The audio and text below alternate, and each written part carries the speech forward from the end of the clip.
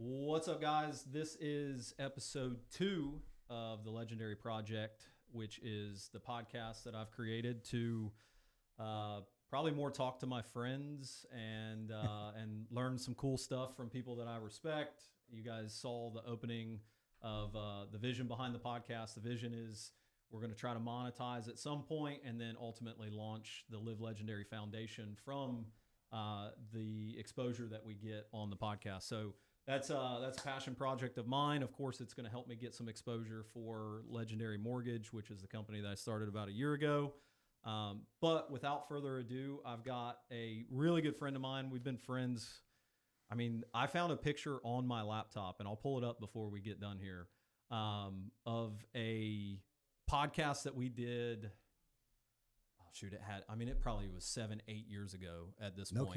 No kidding. We did. Yeah, we did one at my old office shortly after I moved into that office. I had like a table set up. It was like a linear table, and I had like a camera, and we were just sitting there in front of the Monopoly signs that are in my office. You know what? Now, Now you say that, I actually do remember that. Yeah, that's good. That is going back a while, man. We had like lapel mics on, and there was no lighting, and it was it was crazy what it looked like. So I've been attempting to podcast. Good old days, yeah. for over a decade now. I've never stayed consistent with it, but I've been attempting to podcast for about a decade. But my good friend Kevin Gunn, introduce yourself. What do you do? And then we'll just kind of jump into it. You know me, I'm a man. Fly by the seat Absolutely. of my Well, pants. it's great to be here, man. I love the name of the project too, and yeah, man, it's been a while. We've been friends for a while now, but so what I do, I find as I age that I have to that list gets longer and longer. But what am I known more for? I guess these days, I'm really focusing more on the short-term rental space, which I've been in for quite some time now in different capacities. Obviously I've had a management company, sold it. I've had my own properties going on 12 years now. I've been in that space. Still part owner of Empire Elite Properties here in Myrtle Beach, which is a full management company for short-term rentals. And I literally just launched, a new venture called Coho, which is going to also have our podcast. I just got back into the podcast space too, reconnecting with my old marketing guy, just realizing that there's such a huge need right now for information because so many people, in the short-term rental space especially, have gotten just absolutely hammered the last couple of years. Yeah. And there's just, what I find is nobody really understands why. And I met him, not long ago. We just happened to bump into each other and he was asking me about it. And I'm like, well, it's very simple. Actually, this happened.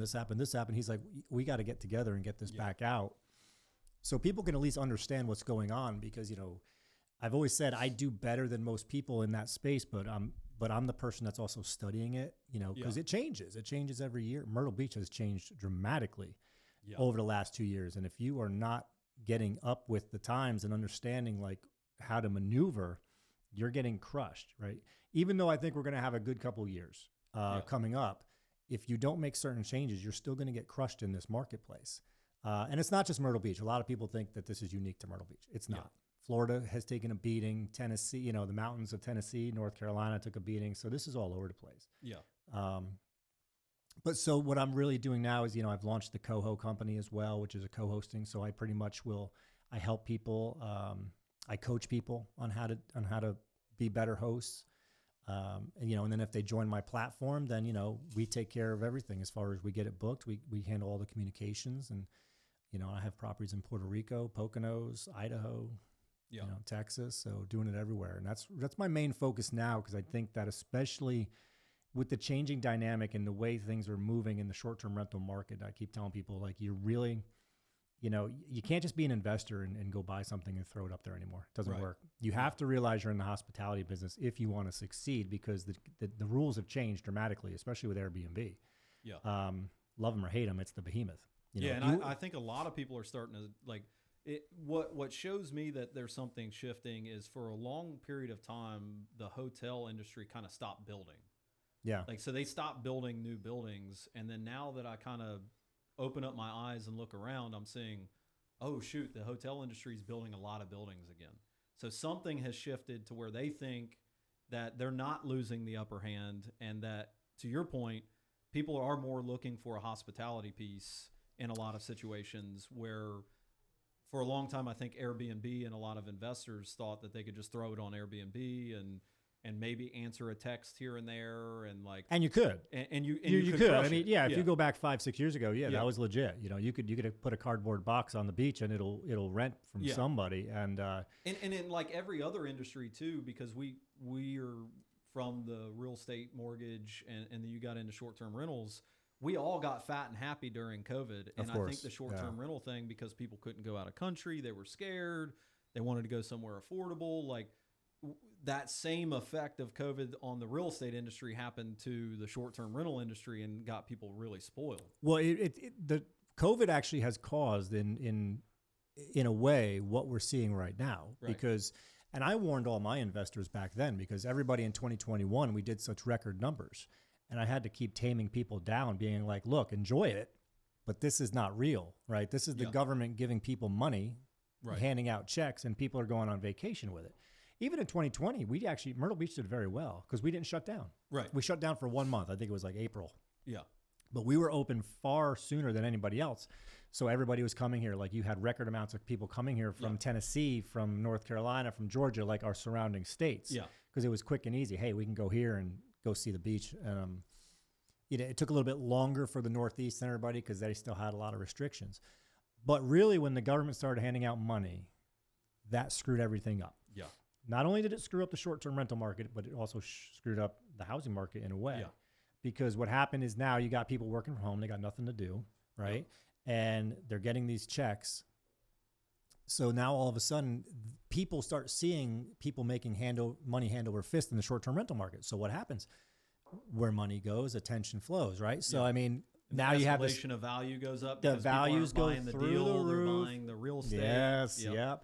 So now you got all these people that jump into the space. The supply goes through the roof at record numbers, because a lot of people thought I retired from real estate. I'm like, I didn't retire. There's nothing for my investors to buy. I can't justify them paying these prices. And, so the supply goes through the roof. And then right at the same time that everybody's jumping in, well, the checks stop getting cut. Inflation kicks in at about 20%. Now all of a sudden the demand goes through the floor. Yeah. Boom, there you go. 45% decrease in bookings.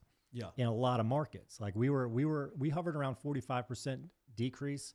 Some areas of Florida hit over 50, you know, and now you're seeing the remnants of that. That's why you see so many for sale. To your point of like somebody just throwing it on there, not doing the market research, maybe they're a first-time investor, they're doing that kind of stuff, and then they don't end up dynamically bringing the pricing down, or they don't dynamically price it at all, and then you get into this situation where it's like, like you just lost revenue for 120 days.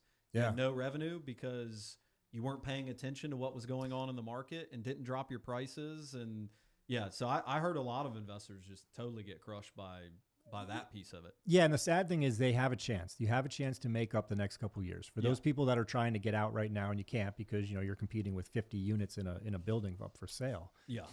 I'm trying to tell people like you can recoup the next couple of years. I truly believe that, but it can't be the same old thing again. Like, what the biggest piece of this that people don't want to talk about is, and that, and rightly so, because most people just don't study, say, Airbnb as a company the way that I do, right? And the way that my circle does. Yeah. But the changes they made are just as much a part of this short-term rental collapse as anything else. Because what they did, because, I don't know if people know this, but like 2 years ago or so, I mean, Airbnb lost billions of dollars. I mean, they took a huge hit.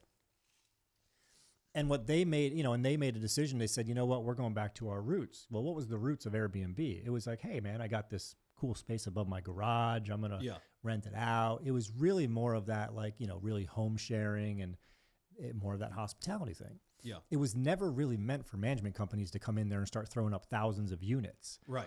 And you can see what's going on now is they're really trying to get rid of those people. Yeah. We face it as a management company here. Other management companies that I know very well, the same thing. They're suspending units, they're removing units.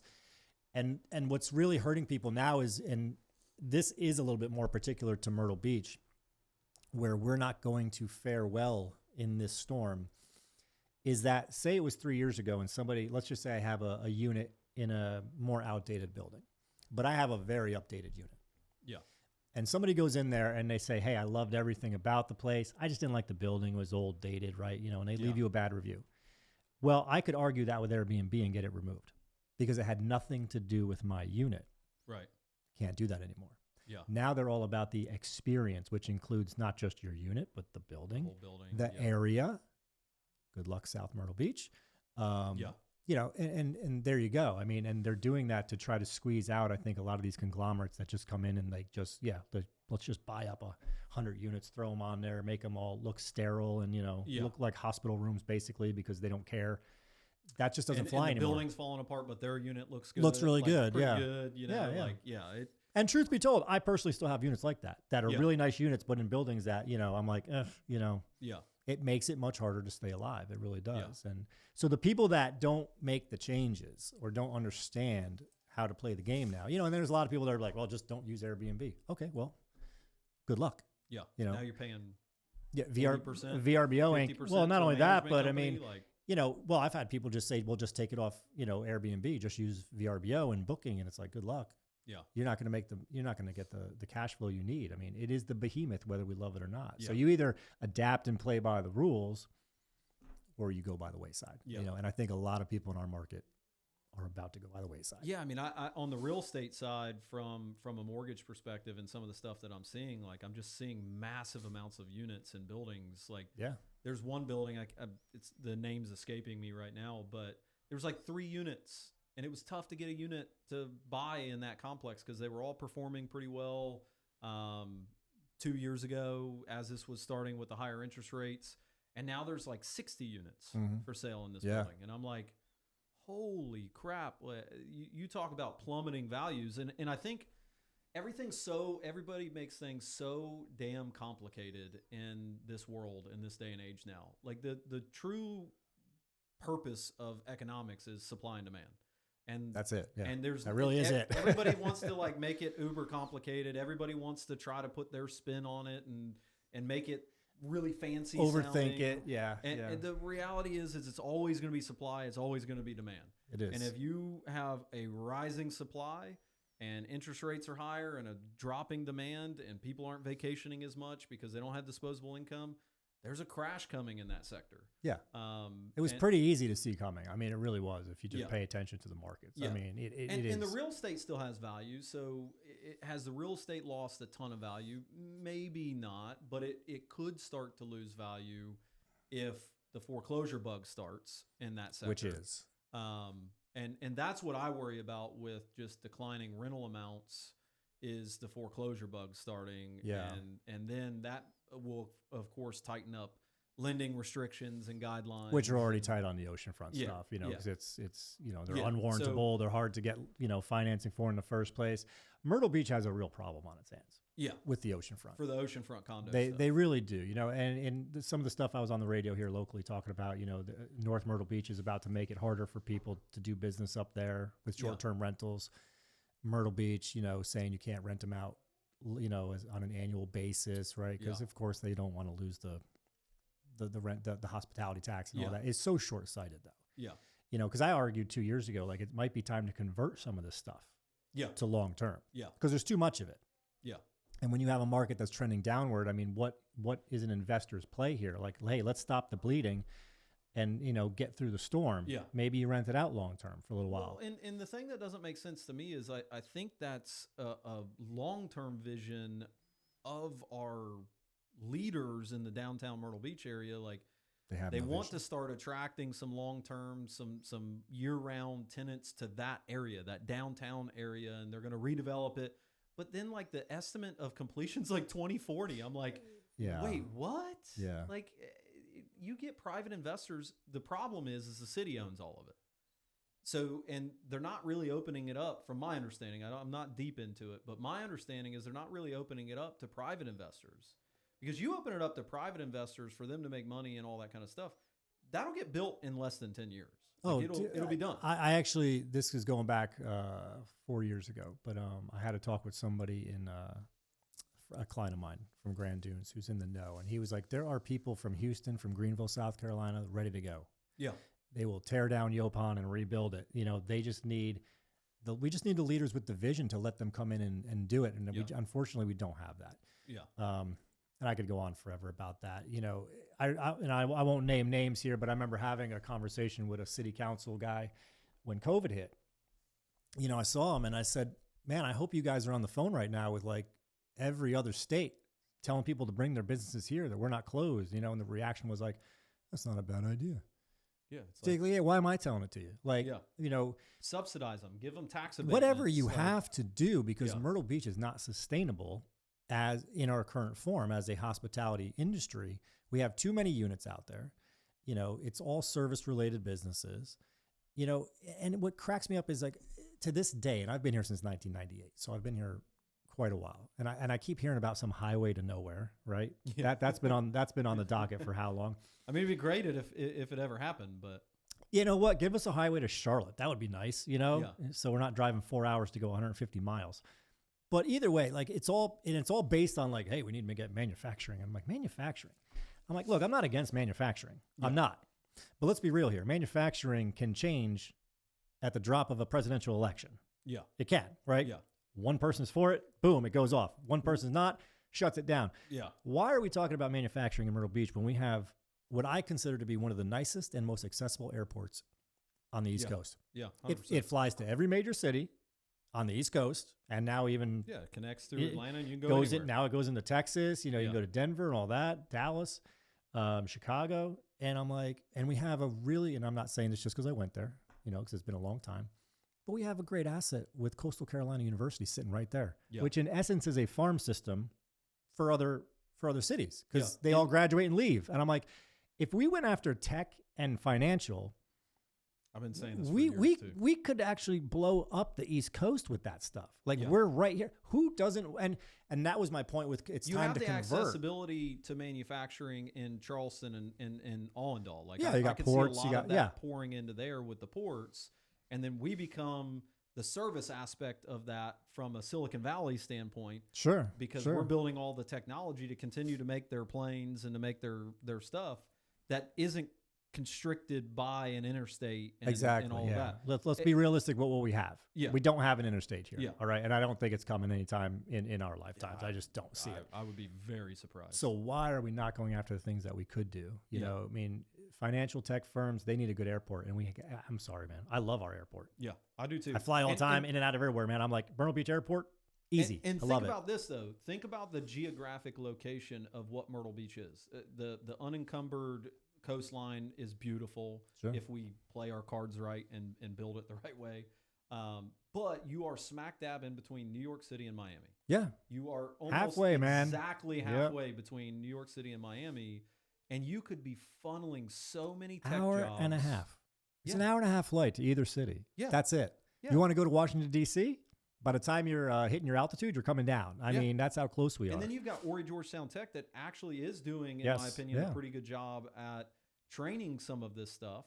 But we're still not going all in. Like, I haven't checked the course schedules in a while, but like, why aren't we going all in on AI manufacturing and AI prompting and engineering and all of that kind of stuff? Why is that coursework not happening in our area? Like, I think it goes back to a lack of a vision. There's like if you talk to people who run this place, there's nobody that says like, I see Myrtle Beach being this. Yeah.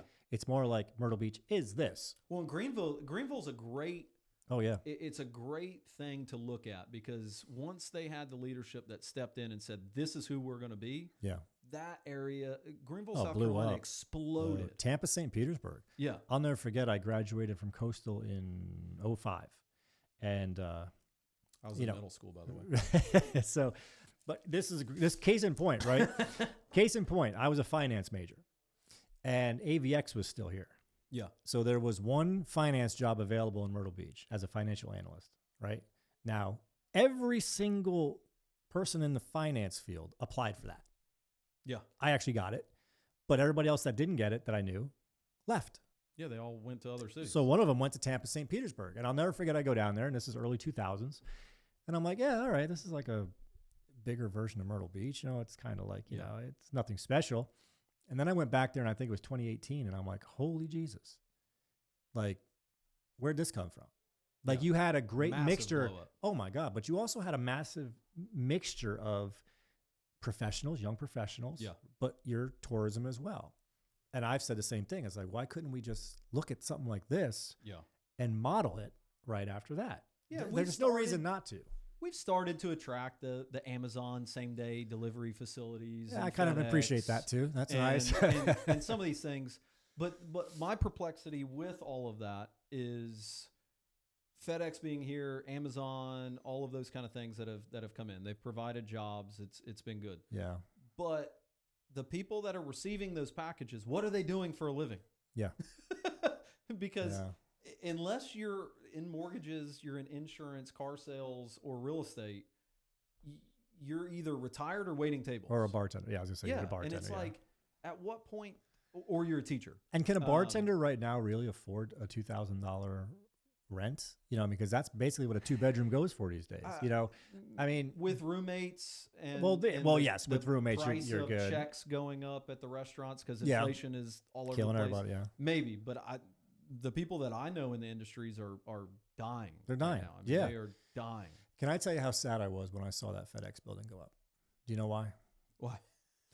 Because it has always been my hope and my dream that space right there would be a Harrah's Casino. That would have been awesome. I've said this so long. That actually would have been kind of cool. So my buddy, my best friend lives out in Waynesville, North Carolina. He actually runs one of the restaurants at the Harrah's Casino in Cherokee. So I go out there quite often and I'll go to the casino. And I'm not a gambler by any means, but I go out there and I'm like, here's this casino. It's not that big. You know, I mean, in the grand scheme of things, it's not that Where is big. it again? Cherokee, North Carolina. Oh, yeah. I think I've been to, yeah. So when I say middle of nowhere, middle of nowhere, this thing is. He has to drive 45 minutes just to get to work. And I'm like, Jesus, that's quite a hike. But I mean, imagine that in off of 378 though.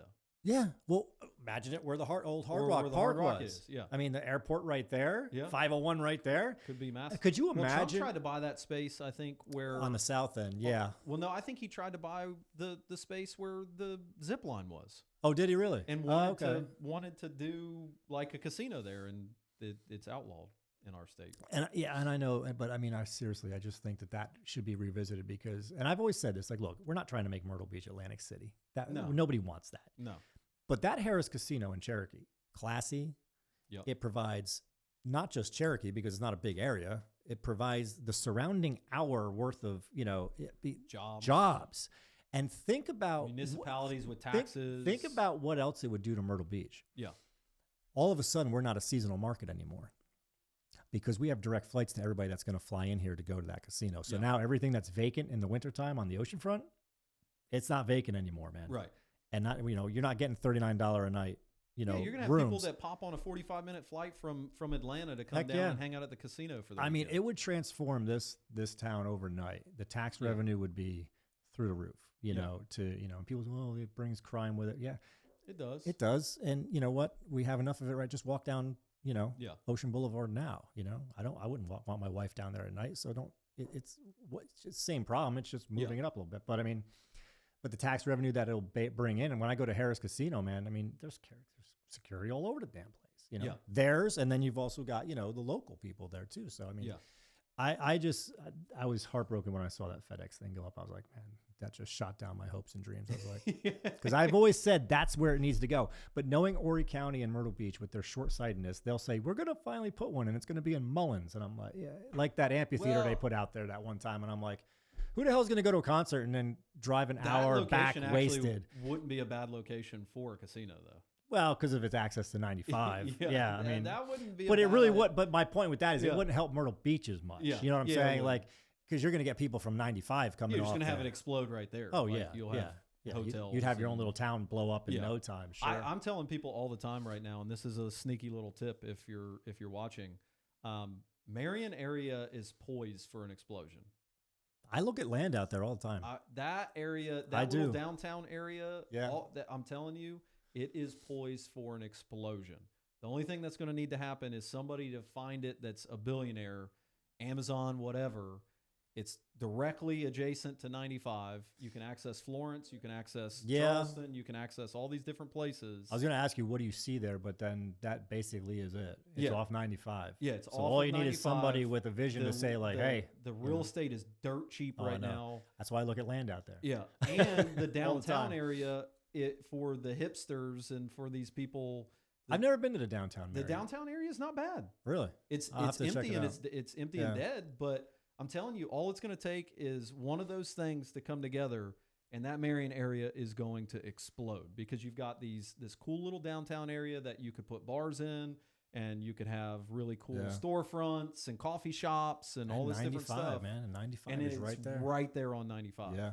And the land, in retrospect to what you're going to pay for land here in Myrtle Beach, Oh yeah. it's shekels Oh, compared yeah, to yeah. what you'll pay for land. I was here just in looking Myrtle. at something like 30 acres out there. Yeah, I And looked at it- 100 acres like and a it was year like, ago. It was like $30,000. Yeah. I was like, 100 acres ready to develop. There's you just can't make it work. But I think it was somewhere around 300,000 yeah, nuts. for 100 yeah. acres. I was And- looking at more just for recreational, man. Like, Yeah. you want to go hunting or just go do whatever, man. Yeah, Just have it. yeah. Like, why not? I mean, and, at that and I cheap. think about that kind of stuff, and I'm like, well, that was us 7 years ago.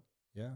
And all we did was build out the restaurant business, essentially, in my Yeah, opinion, which is now collapsing as well. Which is like a town like Conway. Conway's done a pretty good job. I give kudos to Conway. I take my boys there quite often. Yeah, I we like go that. there a lot. I like the vibe there, even though I live in Market Common. It's a hike, Yeah. but I think it's cool. I just Yeah. think it's got a cool vibe to it. Yeah.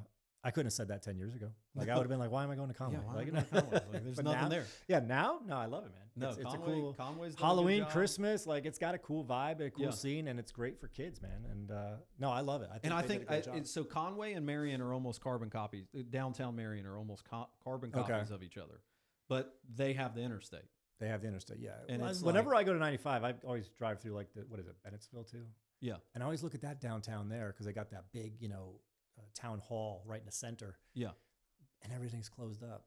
And Yeah. I'm just like, man, it's actually got a cool, quaint little feel, like That's what I'm saying. Conway, but there's just nothing there. It's And like I think as we expand, like I think people are going to be looking for that kind of stuff. So you might have to hold it for a decade, but if you yeah, buy you in get it Marion, that cheap though. Who cares? I mean, just I hold don't on think to that it. you're going to go wrong for a decade from now. I tell people this all the time. There's 5 states I would say you could just go buy land in and just hold on to it and you'll be fine. Yeah. It just is. South Carolina, North Carolina, Tennessee, Florida, Texas. I mean, there's just so many people coming to those 5 states that I don't see where you could go wrong. Yeah. Unless you buy a And swamp. no matter what, like I do think that, and I won't get too political, but I do think we've had a shift in politics. I think that there's a lot of people that are just kind of tired of the stuff that we've been seeing over the last 8 to 9 years. You're talking about nationally, or are you talking locally? Nationally. Yeah. I think that we're entering into a kind of an awakening period of like enough is enough. I can see that because hell, when he only loses 5 points in New Jersey, you're like, oh wow, something's changed here. So you just Trump's a polarizing figure, but you take Trump out of the equation. I think that we still would have been on that path of, hey, they're taking our speech away. Like I agree with you because when you start seeing people, get together that would not normally have gotten together. When you have the Rogans and the Musks, and the Tulsis of the world, RFK Juniors of the world, the funny thing to me, and I follow politics as an observer, and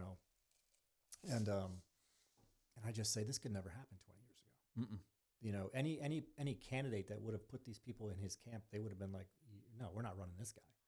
I think there is a much more centrist movement in this country, and I call it more of a common sense movement. Correct. Where people are just like, this is getting ridiculous. Yeah. It just makes no sense. You can be socially liberal in some degrees, but still be fiscally conservative and think with your common sense and not. Yeah, I think it's most of the country, honestly. Yeah, I think most of the country just wants to be left alone. Yeah, I think honestly, the majority of the country is like, why is the very smallest portion of the population telling me the way I should think? Yeah. And that's where I think where people are starting to just be like, no, we're going to start telling you the way it is. I think we're in a period over the next at least 8 years that it's just going to be like, all right, dude, enough is enough. Yeah. Like, hey, listen, if you're a guy that likes guys, dude, go do your thing. Like, I don't care. Yeah, go do you, man. Like, Doesn't matter. Really don't care. Yeah. But the fact that, like, I have to make it seem like something that it like you handle your thing the way you want to handle it. I do not care. Like, and it's been so bad to the point to where like, and we've gone down a political path, but it's fine. Like that's what this podcast is for. But it's like, dude, I don't care the social decisions that you make. I really don't. Yeah. I could care less the social decisions that you make. Don't make me feel like I have to tell my family that's the way they need to think. Yeah. That's not your prerogative. That should have nothing to do with you. And on the flip side of that, like, I'm not going to bother you about it. Yeah. Like, I don't care. So if we can just live life that way, where and I think most of us already do, though, man. Yeah. Because I mean, I'm not going to speak for you, but I'm pretty almost 100% certain. You know, like me, you probably have friends in circles that have alternative lifestyles, and like we go out, we hang out, we do our thing. It's never brought up. Yeah. Like nobody brings it up. Don't right? care. It's more. I've always said it's more of a media thing that blows these things out of proportion and makes it seem like this is like the hot topic of the nation. It's like, no, it's not. Yeah.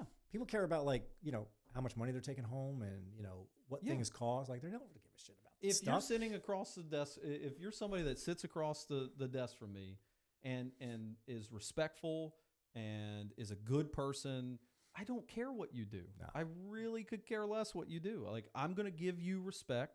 I'm gonna give you the shirt off of my back if you need it, because I like to help people. Yeah. And if you think just because I don't run down that lifestyle with you or condone that lifestyle, because I am a believer, like, I'm not going to condone it, but I'm also not going to disrespect you. Sure. You know? And again, and I think that's where that coalition of people came from, was the fact that that's really how people live anyways. Like, they don't get into all this. Like, it's like, dude, bizarre. Do you know, and, you know, as long as you're not infringing on me in any particular way. And so I would agree with you. And I think that, you know, the other sign of that too isn't even just here in the United States, man, but you're seeing similar type of people win in European countries and elsewhere. Canada, yeah. I mean, so I think you're seeing it actually worldwide, where it's a bit of a like, you know what, we've done this now for, I don't know, let's say 40 years or so. Yeah.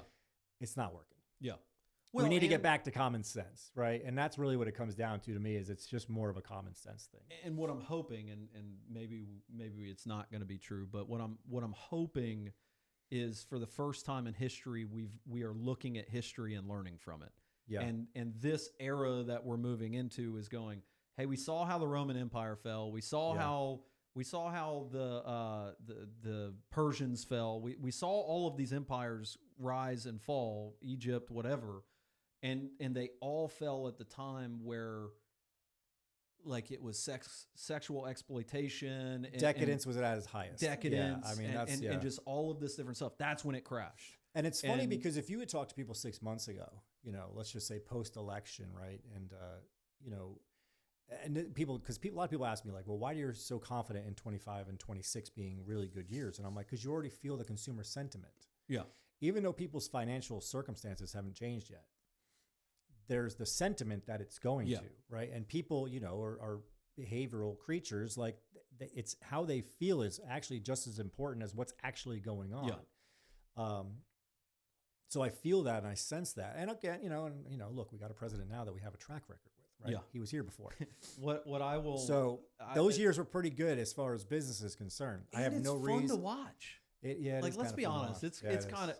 It's kind of fun to watch. It is. Yeah. Like yesterday's press conference, I think, what's today?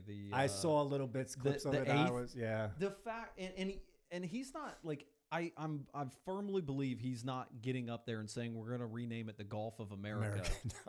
Because he thinks that it's going to make people do anything other than get like frantic about what's going on.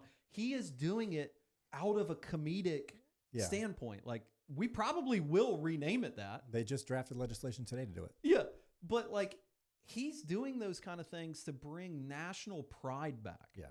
And that's what I think people are forgetting. People are forgetting about this sense of national pride that we had after 9/11. Mm-hmm. Like, dude, I was young, but after 9/11, there wasn't any talk about any of this kind of stuff. No, there wasn't. It was, how do we protect each other? How do I protect this person that's right next to me, even though I don't know them from Adam? I love you. You're an American. Let's go. Yeah. And I think that people have lost that sense. It's giving me chills just talking about it. They have, and it's funny because, you know, as somebody who had children later in life, you know, because I was 41 when I had my first child. So they're 3 and 5 now. And, you know, they're in a pre-K right now at a local, you know, Christian school. And I'm okay with that. But after that, they're done. I will not let them go to a school. I certainly won't let them go to a public school. And you know, I'm not even sure I'm going to let them go to a parochial school. I'm probably going to and part of my reasoning is, you know, I still remember, even though I grew up in upstate New York, I remember saying the Pledge of Allegiance every day. Yeah. I remember, you know, you weren't taught that your country was this evil place. And, you know, you look at a younger generation now, and I feel like they are so lost. They don't even know. One, they don't even know most of the founders, who they were. Right. They don't know what the struggle was to actually get there. And, you know, it's like they always want to point to the wrongs that, yeah, of course there was wrongs. There's wrong. Every country has gone through this. But yes, like there's no factor as far as instilling that pride and that, you know, of being an American. Yeah. And I see it as it's my duty to do that. I'm not going to leave it up to outside forces to do that. You know, and my wife being from Puerto Rico too, and she just got back from there with one of my kids, and you know, he loves going down there, and I'm like, it's a U.S. territory, but you know, they're kind of do their own thing, and I'm like, you know, there's pride in that too. Yeah. I always say, I don't care where you're from, you should be proud of where you're from.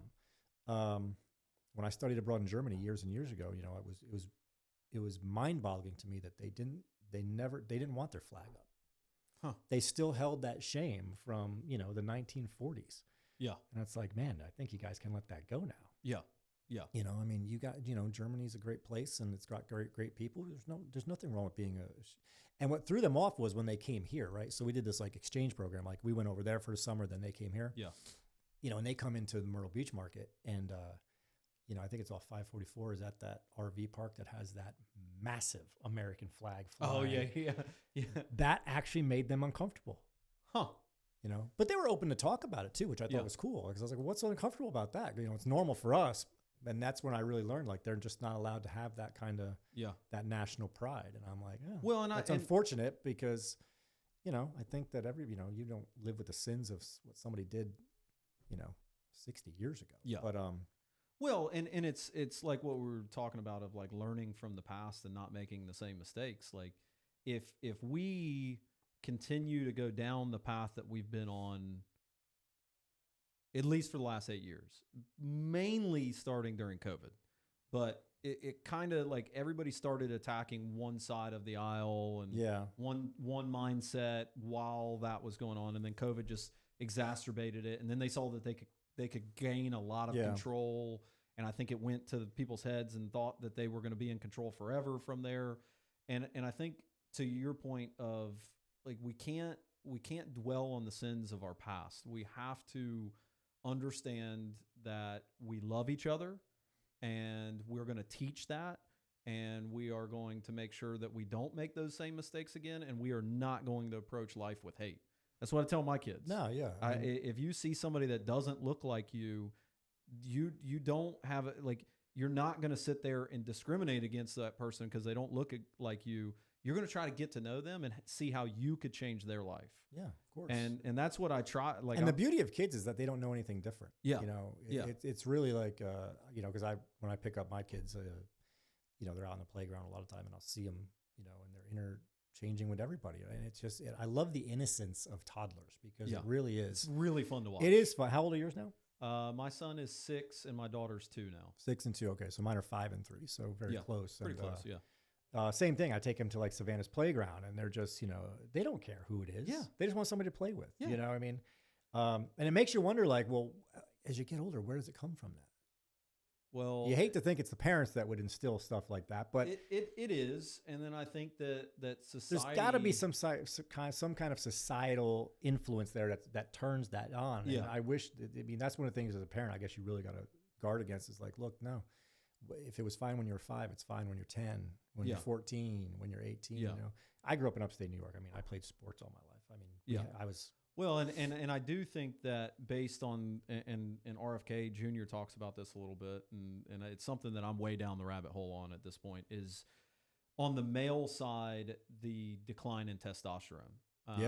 And the stuff that we're putting, people. Yeah, the stuff that we're putting on our food, the stuff that we are putting in our bodies that's supplemental or medicinal or whatever is causing this vast, huge drop in testosterone levels amongst men.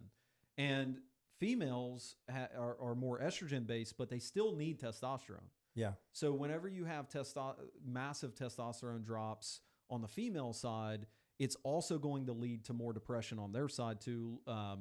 Causes problems in marriage with lack of sex drive. It can cause problems all across the board if hormones are out of whack.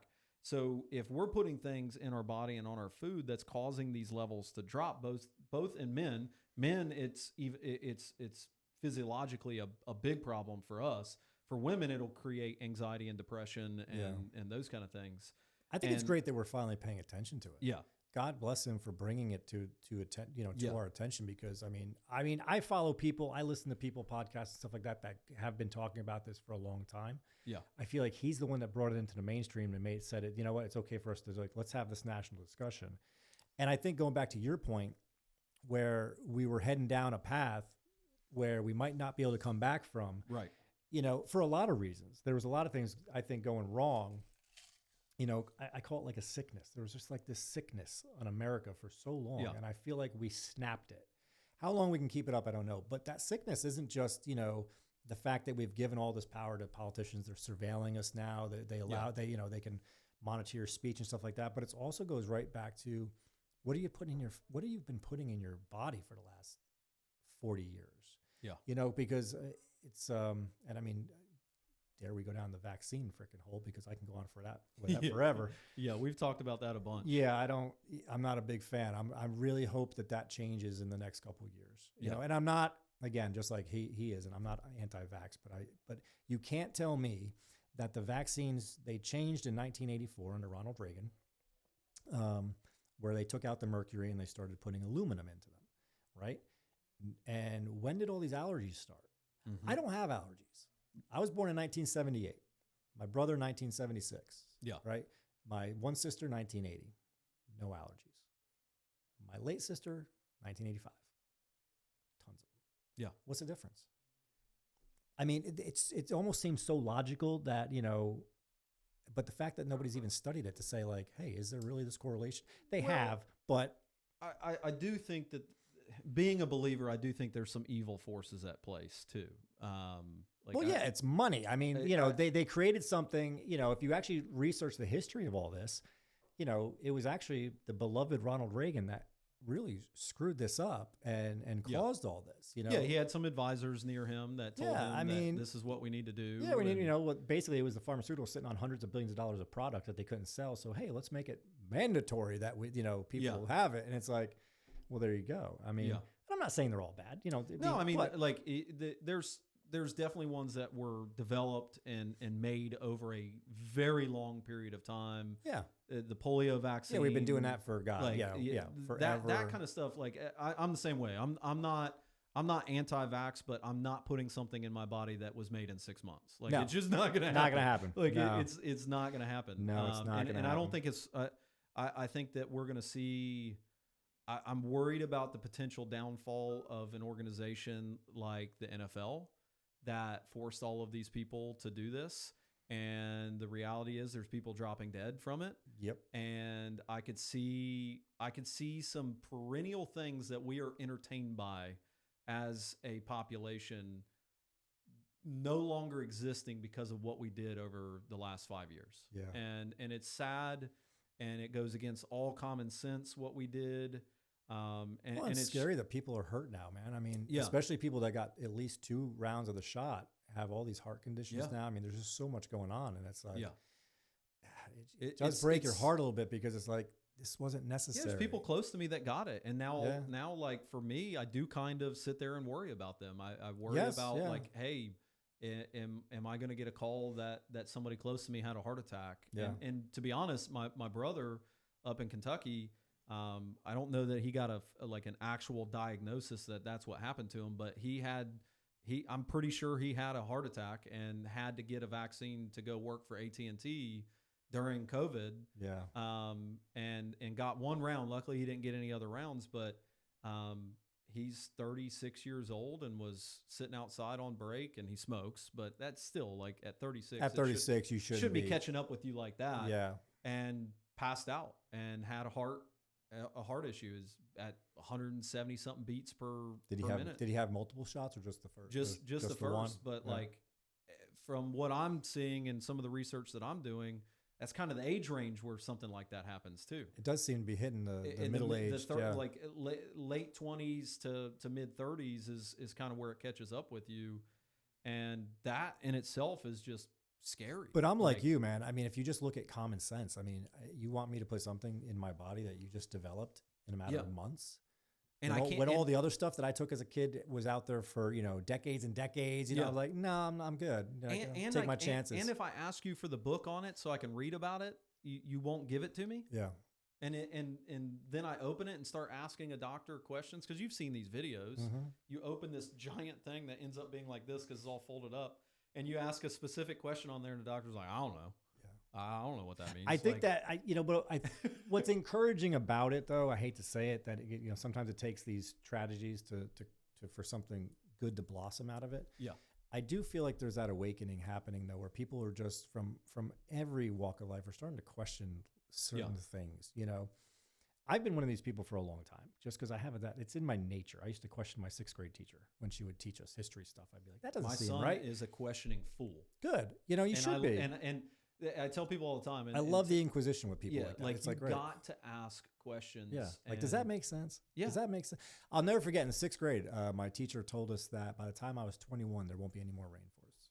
And I just remember sitting there thinking, I don't know, what am I, 12 years old in 6th grade? I remember sitting there thinking to myself, like, how's that That possible? doesn't sound right. That just doesn't sound right, And I mean, God, I don't know. At 21, I don't think Facebook was out yet, but I would have loved to find her and be like, they're still here, But the thing, think about what we react to as humans, though. And then think about how we have built our information system as a society, both nationally and globally. Oh, yeah. Our information system is based on the capture of attention. A soundbite. It's a soundbite, a headline, and that's it. Yeah. And to capture attention, it's got to be bad, because that's what we are wired as like people want to think that we're inherently positive. The problem with humanity is we are inherently negative. Yeah. Because it's a natural instinct that to put up your defenses. To defend yourself. Yeah. That's how you survive. That's how your species lives. And so it's a prey versus hunter type of thing. Like, there's a period of time where humans weren't necessarily the hunters. We had to defend ourselves, and then we created this DNA structure within ourselves that is, hey, bad, run, bad. Oh, I got to pay attention. Like, it is how we are wired. And so when we create this information system purely centered around the only way I garner attention is the negative. And then I'll sprinkle in this little happy thing at the end of my 60-minute telecast. Yeah, we're all guilty of it too, right? Because as people who have to market and have to do things like that, it's all about what's the headline? Because the headline's what's going to catch people, right? It's just crazy. Like it is. It's because wild to think about the just kind of take your cognitive mind out of it and just think about it from an animalistic level. Yeah. And just then apply that to the way that we are evaluating our world right now as human beings. Well, look at it from a paternal level too, right? Yeah. Because as fathers and mothers, paternal level too. I mean, with our children, every aspect of what we're doing with them, are we always looking at the joyful side of it, or are we like, hey, what's going to happen here? Yeah. What's going to happen? Like trying to teach them not how to die. Yeah, exactly. How to not die. So you're automatically in the defensive most of the time. And sometimes, now me, I'm the Gen X, right? So I was like the last generation where, fall out of a tree. I don't care. Get up and do it again. But, so I'm a little bit different. Like I encourage my kids to just you fall. Yeah, go have get up. I'm the same way. But that's not what I see. Yeah. I see people especially you go to Savannah's playground and I'm just like, Jesus Christ, let the kid play. Yeah. Like, let him go, man. Oh my God. The whole time, man. It's like, Jesus, my daughter being 2, like I still follow her around. That's different. But whenever I take Ollie by himself, I just sit down on a bench. Yeah. And he goes. Let him go. I'm going to sit and keep my eye on the door, because there's one way in, one way out. And as long as my kid's not being grabbed and out that door, I don't care where he is. No, I could care less. Have at it. Have at it, man. That's what I say. But but you still always have that instinct. You're going to watch them from afar, and like if I see Derek doing something, and I'm like, buddy, that's not going to end well.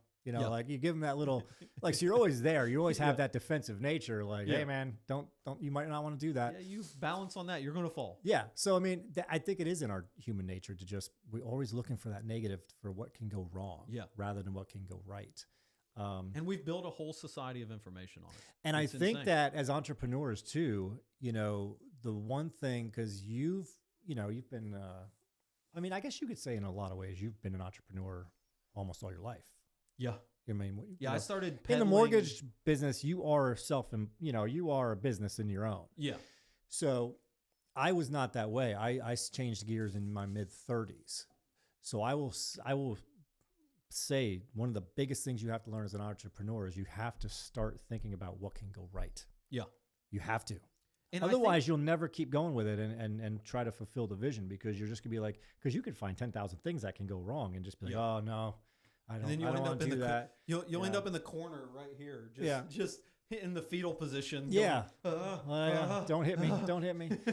But so I think that you have to break that mindset, and I do think about that with my kids sometimes too. Like when they're doing stuff, like just find the joy in it, let them have at it. You know, and it is a struggle. Like it's a struggle as a parent sometimes, because you are trying to teach them, and you are trying to make sure that they don't make mistakes.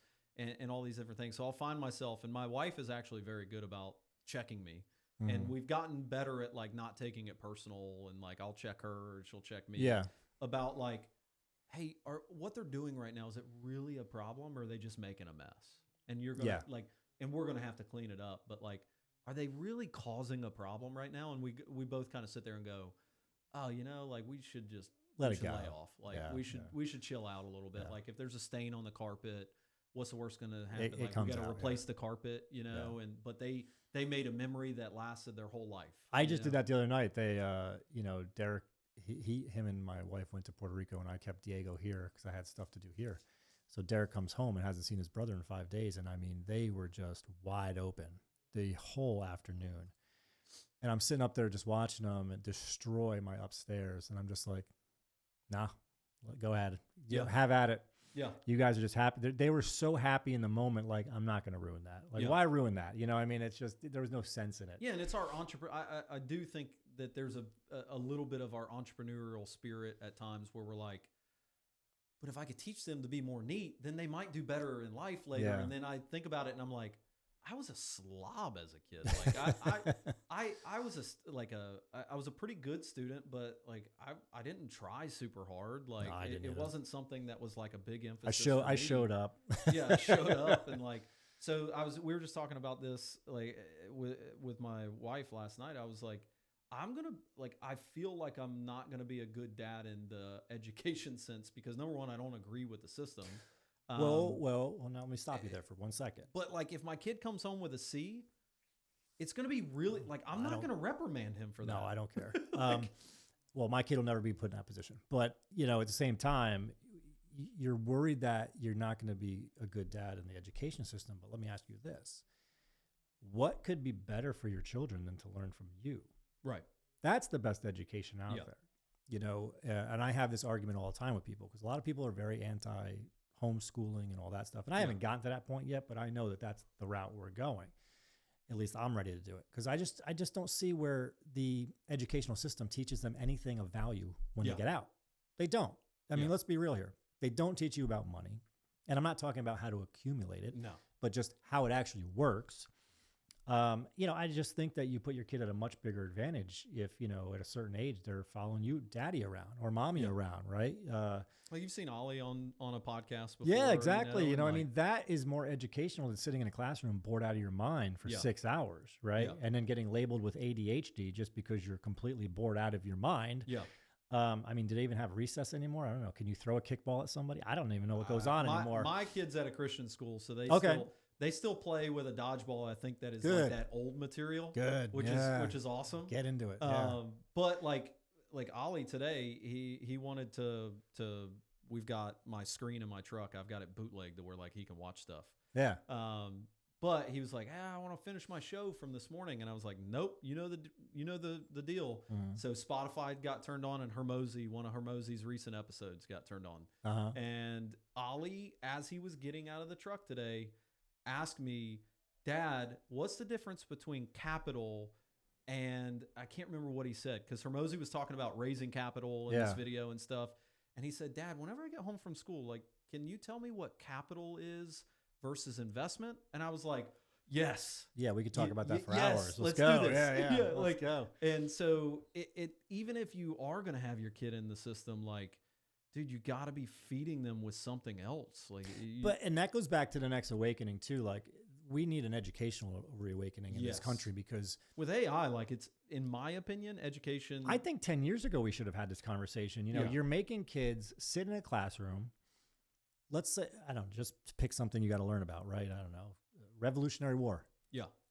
Well, you could Google that and learn about it in 30 minutes, right? Like, why do we need to sit here bored out of our minds reading from a textbook? Like, the education system just has not caught up. The argument that you will get against that, and I've heard that argument, I've been hit with this argument many times, is, well, but how are they supposed to know what's true and what's false? So you could just put whatever in a Google search. You put whatever you want in a textbook. And I said, that's exactly. I was like, well, but what's to say that the textbook that I was taught on as a kid is factually accurate?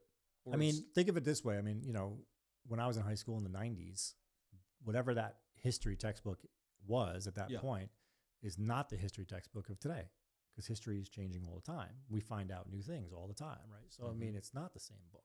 Yeah. So, you know, my argument back would be, I would rather that they get engaged and learn stuff as it's coming out real time. Like, you know, because if you're in history class, you know, well, things might have changed, but that book's 3 years old. Yeah.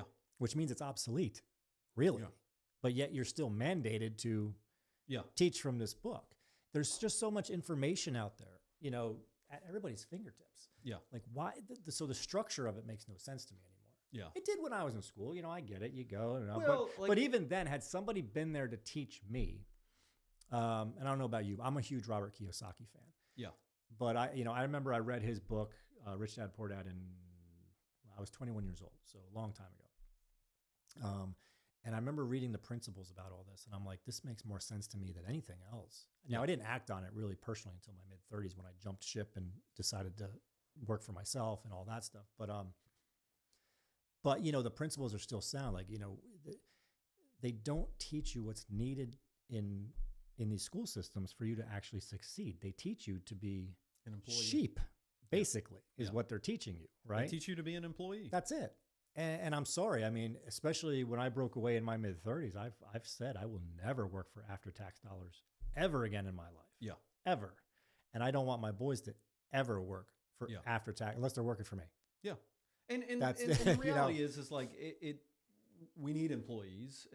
And there are people that once they figure out that that's where they're happy, that they're good with that. Yeah, sure. And I encourage people, like, there's a lot of people that I've met through my journey through sales and those kind of things that have jumped from maybe a processing position to an LO position and just made themselves miserable because they were chasing money, but they actually really liked being a loan processor. Yeah. But then they want to jump and become a loan officer because they see this grandiose vision of all this money There's that more they money. can make. Yeah. And then they find themselves so unhappy because it's not consistent for them. They're not disciplined enough to save their money, yada, yada, yada. So they are just more... They don't treat it like a business. Yeah, they're happier being an employee, and that's okay. Yeah. But the problem that we have is we don't have an educational system that allows people to explore enough to know whether or not... Teach the other side of it. They are going to be happy as an employee versus happy as an entrepreneur or an innovator or those things. And I think that's where we are severely causing problems for our future society, because the reality is AI is going to handle a lot of mundane tasks for us. I don't want my kids to ever wear a suit. And when I say that, people are like, well, what do you mean? I'm like, because I don't know that position will even exist by the time they get there. Yeah. You know, if me, who I'm not tech savvy at all, if I could create almost a whole new company, website, connect it to Facebook and Instagram, have it run the ads for me, all this stuff. If I can do that today, what is it going to, you know, are we going to have accountants in 20 years? I don't know. We're going to have financial planners, because I just did this test the other day. I said, I went on AI and I said, hey, give me the 5 best dividend stocks over the last 10 years. Yeah. Boom. Yeah, gave it to you. There it is. Yeah. So if you're a financial planner and you're not leveraging these things to make yourself that much better for your clients, that's going to be the trick for people. Yeah, like, and this is something that I'm preaching a lot now, and it is leverage AI to do all of the stuff that you don't want to do or takes you a lot of time. That way, face to face, you are the most exceptional human being face to face that you can be. You're intentional. You have these little tools that recorded your conversation. So you've got bullet points that whenever I jump back on the phone with Kevin and I go, hey man, how was it with Diego while your kid was away? Like your other son was away. I bet that was a blast to just get kind of one-on-one time. If I hit you with something like that and we had only had one conversation, but I've got in a CRM these bullet points because AI grab these key takeaways, you'd be like, dang, man, like Mike is on it. Well, and that's what I think is the best use of it. Like, for example, my marketing guy with my podcast, he's like, for Coho, for example, like when we do these Facebook ads, it's still me. I still have to do the sales call because nobody knows it like me. But he's training me. He's like, everything's got to get recorded because this has to be, we have to be able to duplicate this because, we start pumping the gas to this thing. You can't take but so many calls. He's like, and his whole point was the same thing. AI is going to free you up to do what you do best, to grow the business and let it handle all the mundane stuff. And there's going to be a transition of wealth of the people that create tools with it that grab subscribers or whatever. So I read a very interesting article about this. This blew my mind. So it was about AI. So I'm a Gen Xer, right? So I'm 46 years old. You are 31. Okay, so you are technically a millennial or Gen Z? Technically a millennial. You're still technically a millennial. Yeah. Okay. Late millennial, I think. Late. If you're 31, you're pretty late millennial. But anyways, it was the adoption of AI. Who's actually adopting it? Now, if somebody were to just come to me off the street and say, hey, which age group is adopting AI the quickest? I would have been like, Gen Z. Yeah. And Gen Z. No, they're not. So it's actually my generation. Mm-hmm. But it depends on how you're asking how they're using it. See, millennials are adapting it quick for pleasure. Yeah. Meaning social media. And porn. But it's really like going to get weird. Like, so millennials are actually using it to enhance their social media, but not in a way that monetizes anything. Correct. Whereas my generation, we seem to be the quickest to jump on and say, hey, how can this actually make me money? It goes down to education, though. It goes back to that education of deductive reasoning. At 31, I'm still feel like I'm part of this generation because I ran on my bike and my parents didn't know where I was, and we created things and we built things and all this different stuff. So I think our demographic has built things and saw how freaking hard it was to build a website when websites started becoming a big thing. I tried 5 years ago. I was like, nope. Forever. And I've been building websites for years. And dude, when I tell you that I have a system right now that I can plug in a prompt and it will completely code the website in its entirety. And then you go, all right, I want this button to take me here. And you'd say, hey, create another page after clicking this button that takes you to this page that has this information on it. It just does it.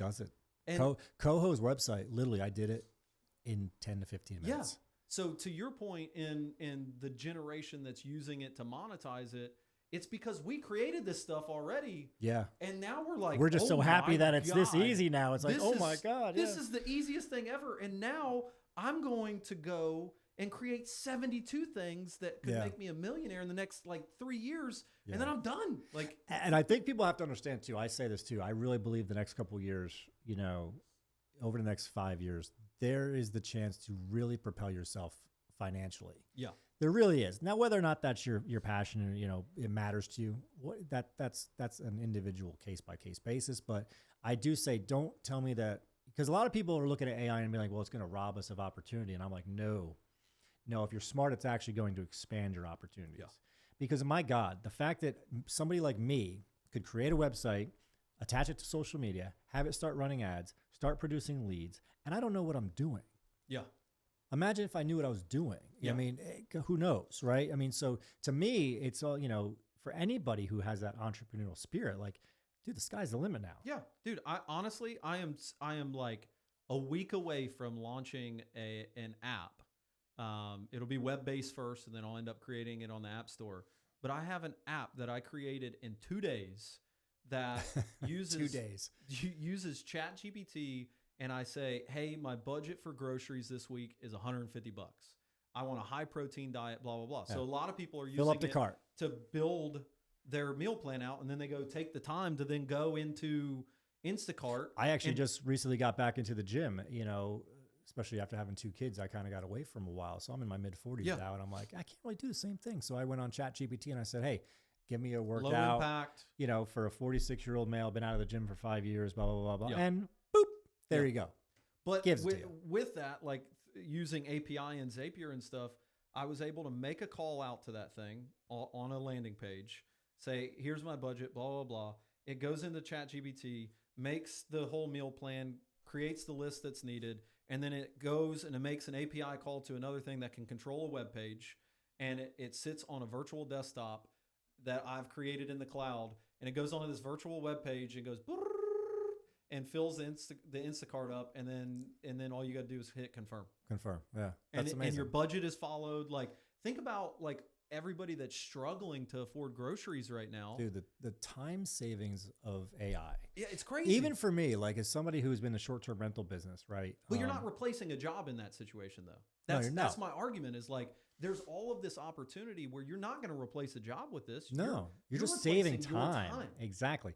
So go back just even 2 years ago, right? If I was going to list a new property, right, I have to go in, I have to like create it on Airbnb, I have to create it on VRBO, I got to do all this other stuff, and you know, all the script. I would sit there and rack my brain about, here's another oceanfront unit. How do I describe this one and make it sound different from the rest? Yeah.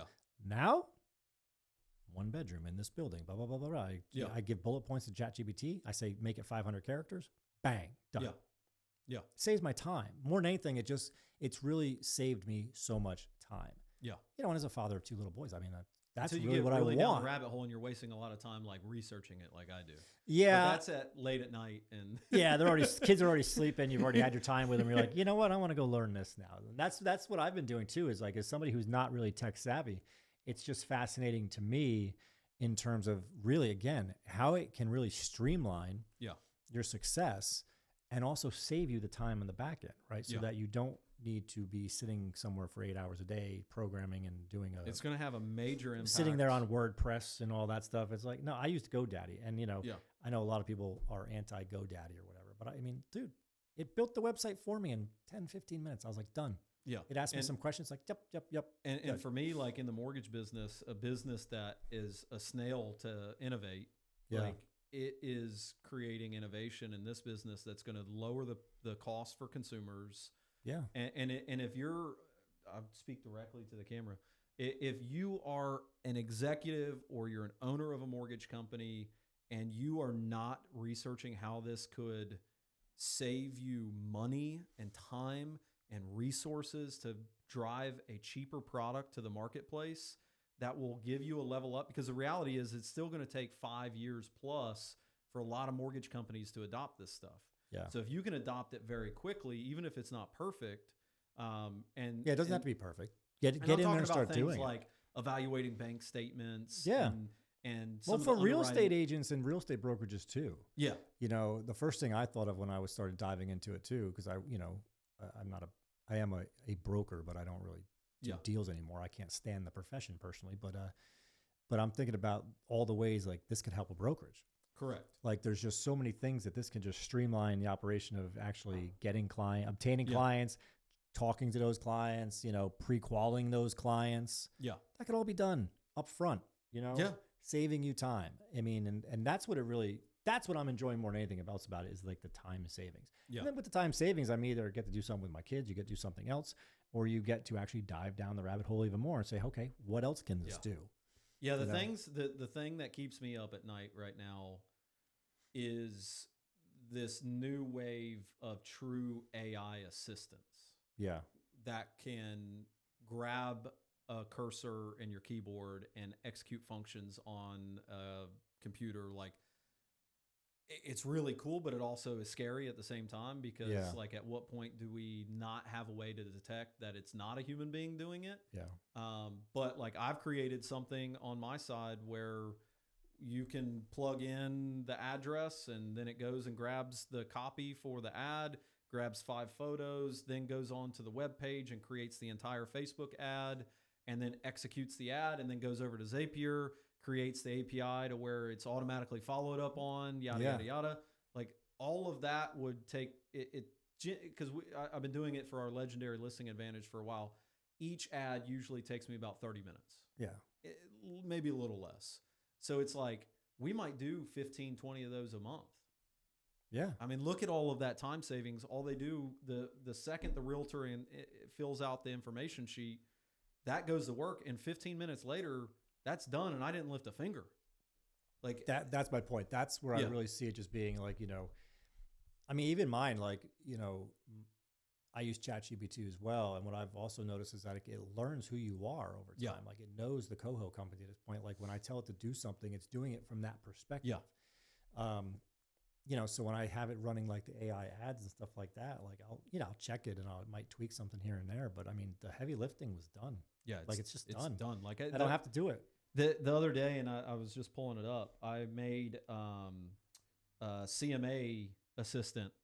So I opened it up to where it was a bot that searched the web. Yeah. I gave it, I think 5 different outlets, Redfin, like all of the typical outlets, and basically made it to where it is so accurate that like I am using it for refinances now to make sure that I'm putting in a value that might hit from an appraisal standpoint. Yeah. And it's been pretty doggone accurate. Yeah. Well, and it's so like you're thinking, I'm thinking about this as like tools for realtors and those kind of things. Hey, just plug in the address as you're taking this buyer to a listing and say, hey, we've got these 5 set up today. And then you already have a presentation pamphlet for each listing that says, this is what I feel like we should offer for it. Yeah. And then you just blow their socks off. They're like, Yeah. You're not sitting at the house going, what do you think we should offer for this? And no, you're coming with real tangible data and go, hey, these are what the last seven comps sold for. This is what I think we should offer on it. If you really want to get it, this is the top range of what we should probably offer because you want to be the most competitive offer. And boom, it's done for you in 30 seconds. Yeah. I mean, and my success in the short-term rental business, I think too, I have to attribute to AI in a degree because those of us who, I use dynamic pricing, and 5 years ago, I would tell you that it was not as far as long as it is today. Yeah. Now it's just amazing. Well, now Wendy's and Burger King are going to start dynamically pricing their menu at different times of the day. Yeah, it's amazing. So the people that are not using it are just you're so far behind at this point. Yeah. Because the people that are using it and using it well, because it's not something where you just set it, forget it. Yeah. You do have to monitor. I monitor every day. Yeah. But I mean, I spend 30 minutes on it. That's about it. And then, but it's just, you have to remember there's so much data and it's capturing it so quickly and spitting out numbers. And it's good to, whether you want to hear it or not, it's going to tell you pretty much, hey, this is what your nightly rate is. Yeah. Based on the other 35,000 in the marketplace right now. Or look at the evolving of AirDNA. Yeah. Like that system. Yeah. Like that's amazing. 5 years ago, I would have said it's not trustworthy. Yeah. Now I look at it and I'm like, because I actually did that. I actually took AirDNA and I put in all the addresses of the units I have to say, let me see what you think it'll do. Yeah. And man, I would say most of them were in $1,000 over the course of a year. Yeah. So, I mean, that's pretty damn good. Like to sit there and say like, nope, this unit should do X amount or, it's just the sheer amount of data that it's pulling. When some people tell me like, well, I browse Airbnb and I see what my competitors are pricing and all that stuff. I'm like, what are you wasting your time for? Yeah. One, why are you looking at units that aren't booked? Because if it's showing up on Airbnb, it's not booked. Yeah. So you don't know what the price is to get it booked. There's no way for you to know that price except with using these tools because it knows what these things booked for. Yep. And then you get the stubborn people like, well, I won't let mine go for less than, $200 a night. Well, okay. It's just going to sit empty. It's going to sit empty for 6 months. Yeah. If you're okay with that, then that's fine. But, everybody could think that their stuff is worth more than it is, but the numbers don't lie. I mean, Yeah. unless you have a unique property, those are the only ones that it Yeah. really can't price out because it can't really take into account, Yeah. a tree house or something like that. But I think that's the biggest pickup with like AI and those kind of things in respects to that is there's data scraping bots that you can set up for something like that.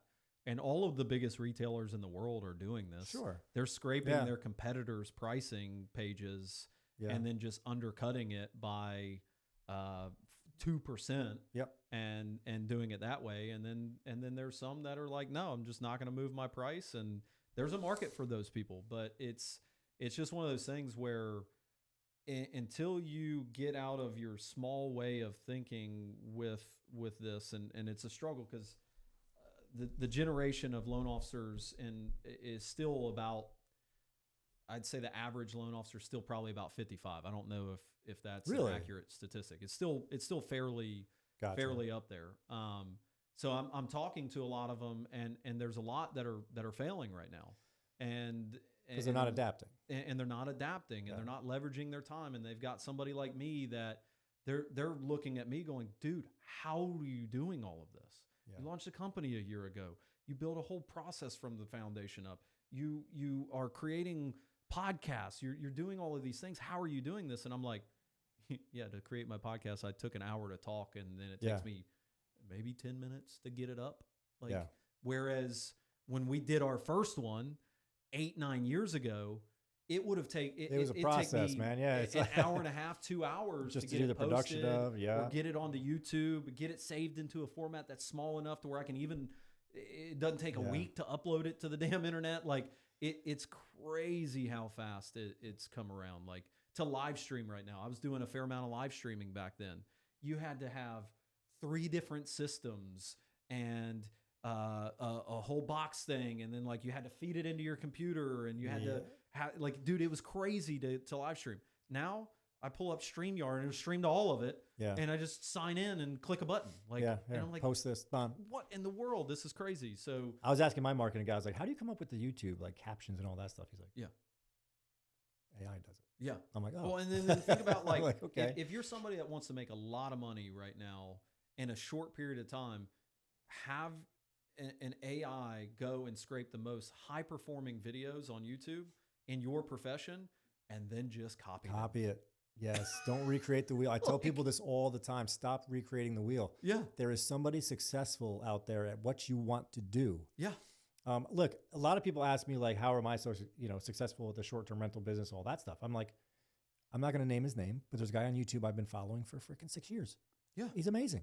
I've paid for his coaching. I've listened to him. But it's like, I'm taking what somebody who does it at a very high level does, and I'm copying it. Yeah.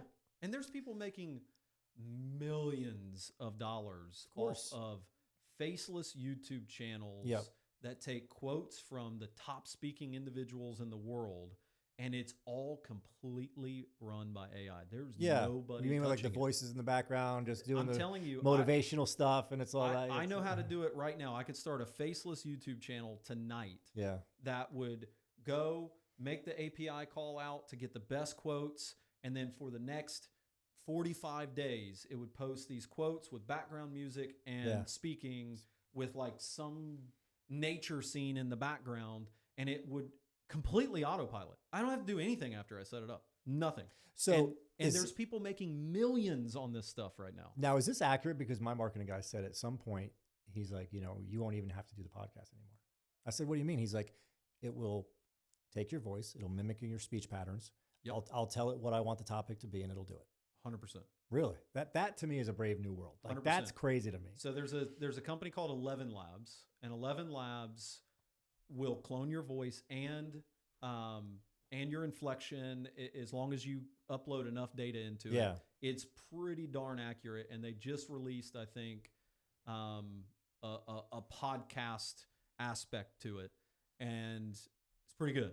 Wow. And so now if you want to do a video podcast, you just got to add the video piece to it. Yeah. And then just feed in enough data for it to go, okay, I want this podcast to talk about this, blah, blah, blah. Change the outfits every other episode to make it look like it's a different time, blah, blah, blah. And it will do it. It's going to do it. That's funny you say that because I told you we record a lot at one time. Yeah, you have to change outfits. I'll bring different shirts, all that stuff. Yeah. Yep. Yeah, dude, it's wild. I think people will see through it. I have faith in humanity that like that stuff won't perform super well. It's kind of like what we were just talking about before we got on here with like the using AI for communications. Yeah. Right. Like I'm okay with it with the chatbot stuff and all that stuff, but you know, in my space, I could replace my virtual assistants with AI. I could. Yeah. The technology's already there. I just won't do it. Yeah. Because I like the human aspect of somebody talking to a person. I think if you're going to use AI for communication, it's got to be dead database leads. Yes, exactly. Like you create the right system with an AI lead cultivator and build it the right way, and then just sick it on your dead database. Yeah, that's where you can use it for communication. Yeah. And crush. But talking to live people, I'm just like, that just takes a. It's not there yet. It's just not there yet. Well, it will be though. Oh, I'm sure it will be. I mean, there's companies already out there pushing it for MySpace, short-term rentals, saying, hey, no, you know, we have AI programs that will do all your communications, both texting and take the phone calls. And I'm like, it's still clunky feeling whenever you're talking to it, but we're not far away when you have Google making chips that apparently prove that we're in a multiverse. Yeah. That can calculate something that would have taken the fastest supercomputer an insane amount. Like I think it was 200 quintillion years or something, which is like the equivalent of how old our universe is. Yeah. And it did it in 5 minutes. And I'm like, that's the kind of stuff I don't want to think about because it's just like, at what point do I wear something on my wrist and I become Doctor Strange and I can just like hop between places? But it is rapidly advancing in a way that if you have a mind that can think in if-then statements, which is what programming is essentially what computer programming is.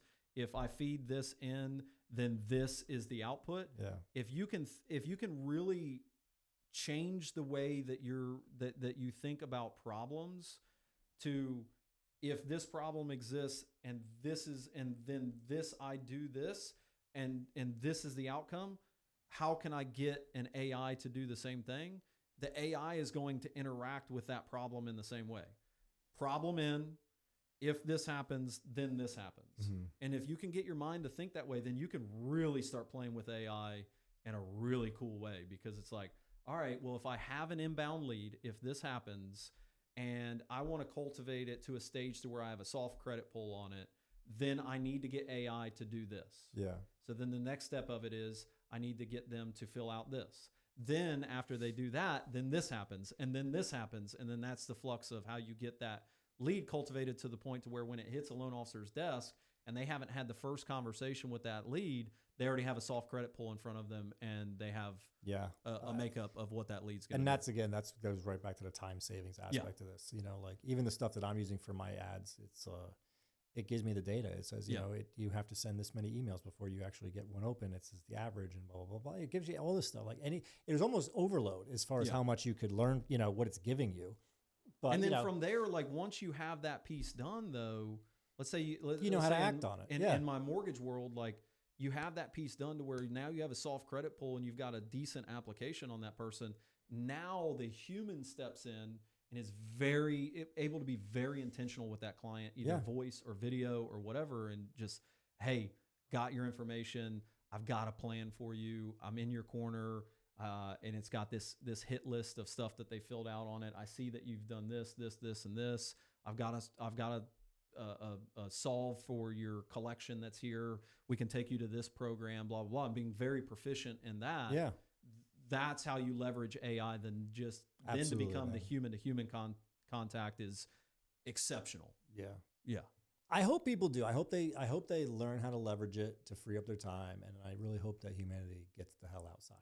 Yeah. Like go do something, man. Yeah. Go enjoy your life. You know, I mean, just stop. There's more to it than, you know, sitting at an office all day and, you know, and it doesn't take away from the character of Americans being the hardworking, you know, that's out there. That's still out there. That's inbred in me too. But at the same time, you know, especially when you have kids, your perspective on life changes and stuff like that. Yeah. But I mean, you know, I want to be there to enjoy them and spend more time with them. And what I'm finding in a very short amount of time is how much time I'm saving with this. Yeah.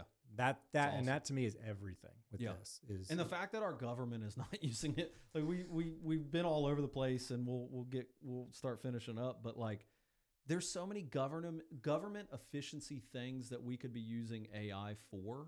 Yeah, when they say they could probably let go of 80%, I tend to believe that number. Yeah, feed the entire budget into AI and go, where can we get better? Yeah. Well, okay, the bridge that you built that actually has no in or out of it, you just built a bridge for $500 million. How about we don't do that again? And the AI identifies like, all right, here's the problem, here's the problem, here's the problem, cut all of this. Like, it's not that hard to do, but we have a 300-page bill that you don't even give to the senators long enough for them to even be able to understand it. Yeah. Like don't buy real estate in Northern Virginia, by the way. Yeah.